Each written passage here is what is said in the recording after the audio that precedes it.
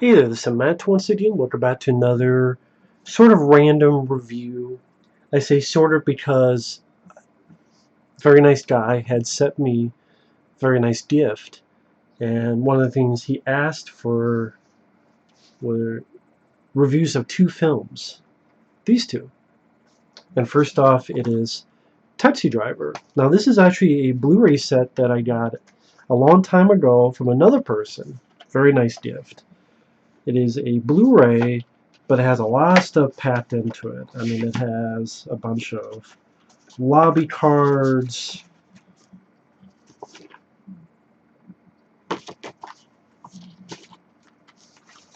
There's Robert De Niro, and easily one of his best roles. That's him in that iconic look with the mohawk. Him with director Martin Scorsese, definitely one of Scorsese's best films. I will be honest, I'm interested in the new film he's doing with, like, I think Robert De Niro, Al Pacino, Joe Pesci, Harvey Keitel, they're all in it. Speaking of Harvey Keitel, very different look for him. Of course, the great famous scene, talking to me. Another nice image. But Martin Scorsese's made quite a few good films. There's Goodfellas, there's After Hours, there's Casino. This is definitely up there.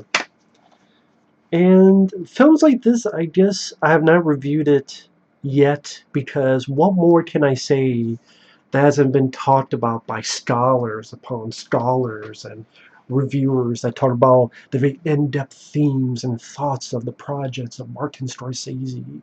And what the hell can I bring to the table that hasn't been said, written about, quoted, students writing essays about it in colleges, I'm sure. I'm damn sure of that. So what more can I say? It's a damn good film. Robert De Niro plays this guy who is off his rocker. And he's a quiet guy, but you can tell something's off about him. And he's sort of in a bubble. He's sort of in this, tightly holding his cards to himself. Doesn't really let people in. And he has insomnia. He's always wanting to work. He even takes as many shifts as he can driving a taxi to keep himself busy. And there'll be times where he's looking out on the streets, and this is the 70s streets of New York, so it's really scummy. As his character says, someday a real rain will come and wash the scum off the streets. And at first you're thinking this is going to be a vigilante movie. It kind of is, but it's not. It's kind of an anti-hero movie, but it's not. Because this guy is a ticking time bomb. He's a ticking time bomb ready to explode. And by the end, it does explode. And gunfire fashion.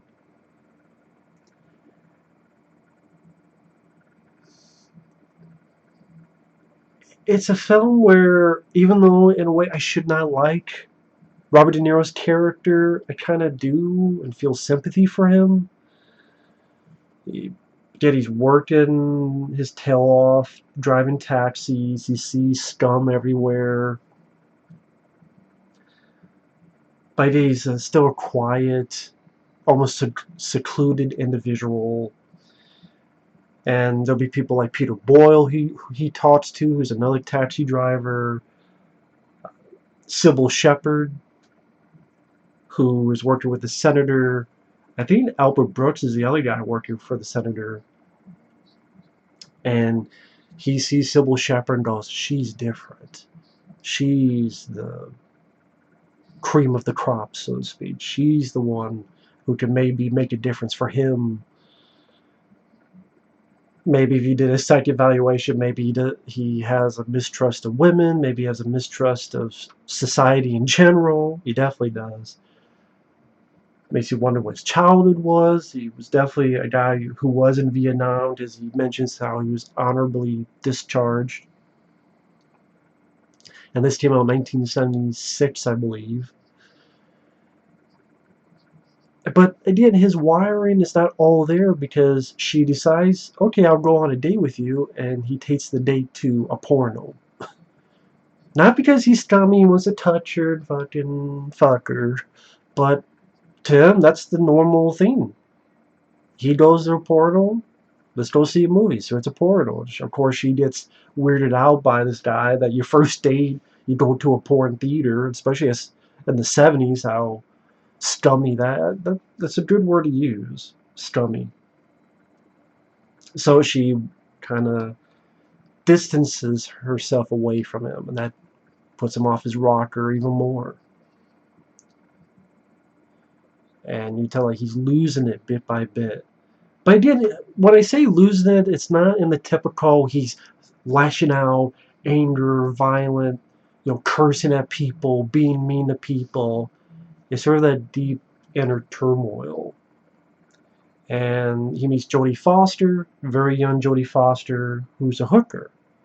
And he pays for his service, but not to do anything, but to talk to her and go, you shouldn't be doing this. You shouldn't be doing this. You're being dumb. You should be going home. You should be going to school. Like, trying to help.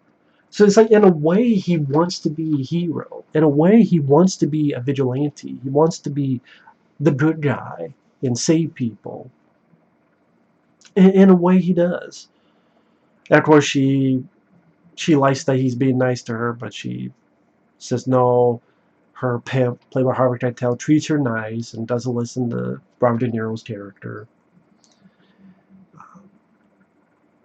And then there's a point where he's like, I'm going to get some guns. And he buys some guns, and he starts training. He starts lifting, like doing pull-ups, doing push-ups.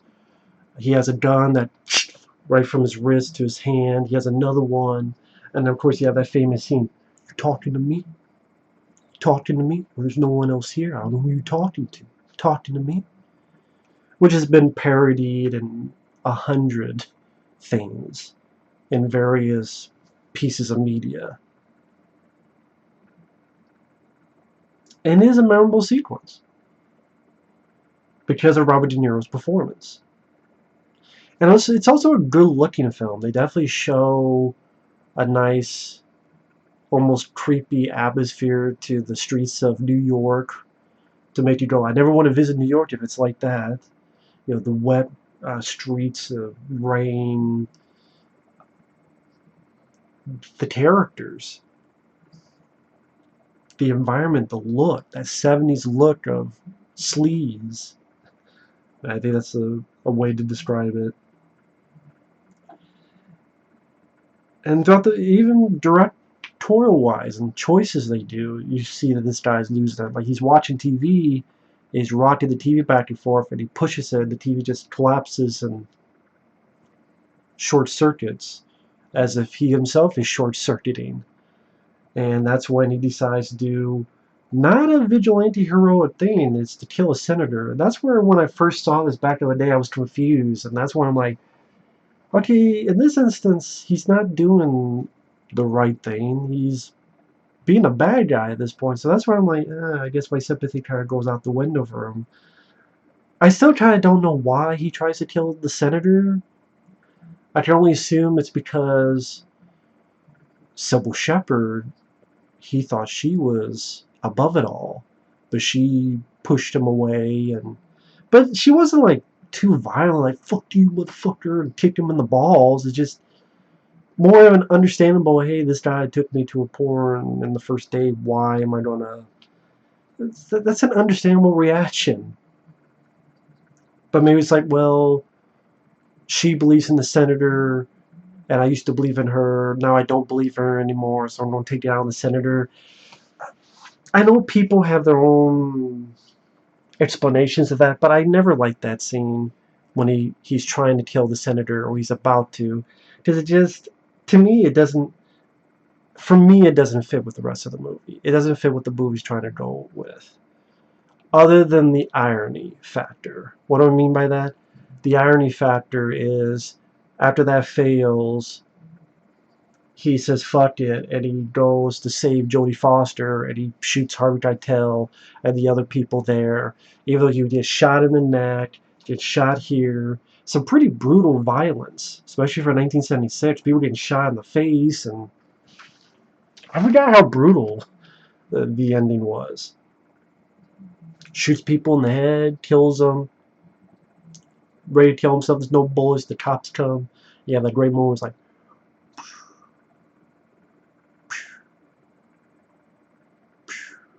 and I'm talking about the irony is that here's a guy who earlier was ready to kill the senator, and if he succeeded, would be known forever as a monster, an assassin.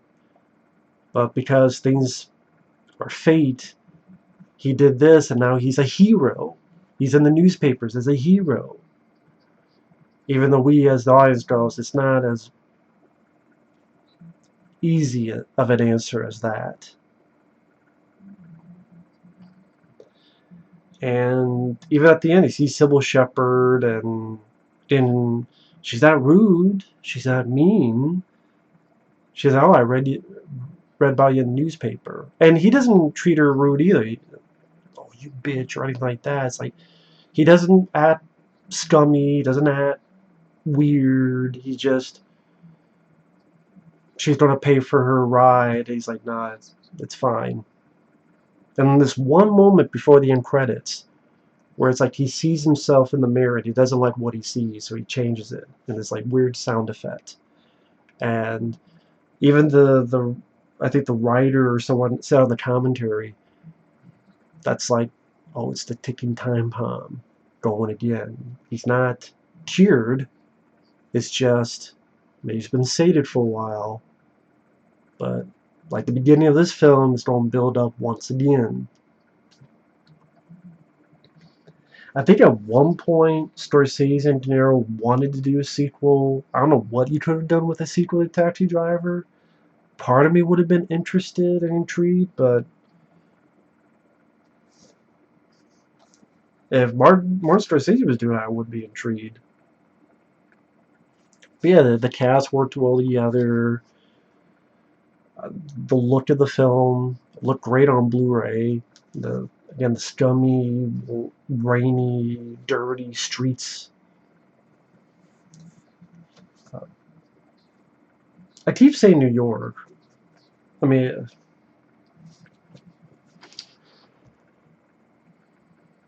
I'm hesitating because I know people might take offense if they do live in North. Like, New York's not like that. I'm not saying it's like that. I'm saying there's a lot of movies that play up New York in that way, especially in this time period. I thought they did a good job with that.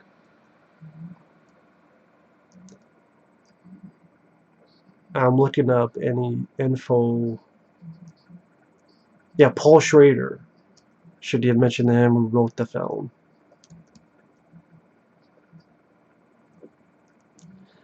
Like I said, there's all this stuff about symbolism, and I'm not really the best guy to talk about that and go into that. Because again, reviewers upon reviewers have done that numerous times. It's, I will say, it's not a film that I would watch a lot. It's not the most exciting film to me. It's not the most thrilling film. The score is alright. I wouldn't say I love the score, but I think the score is alright. It's not that I think it's a bad score, it's just a type of music isn't my cup of tea. Sort of a, not blues, but like the horns, I don't know. But yeah, it's not,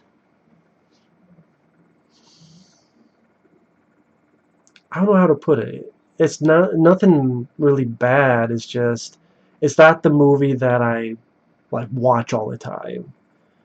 Just people know my channel. They know my type of movies. I watch action, horror, maybe some comedy,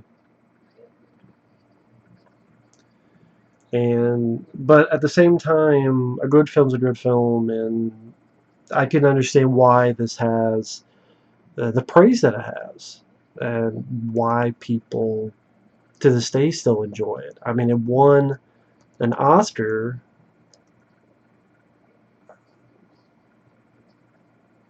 Oh, it did. I thought. Okay, I thought it did win. It was nominated, but it did not win the Oscar. Okay, I'm surprised actually. I am surprised. For some reason, I thought this did win. Didn't win any Oscars, I guess. Not for Best Actor. Wow. But yeah, I was surprised. And Bernard Herrmann did the score. That's right. Like, I don't mind some of his scores.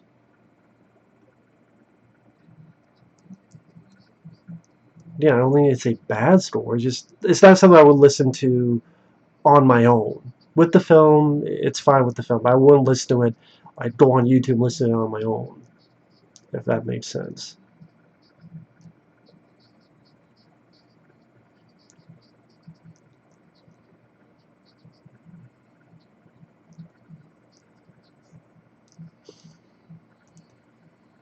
Yeah, in 2005, De Niro and Scorsese thought of doing a sequel.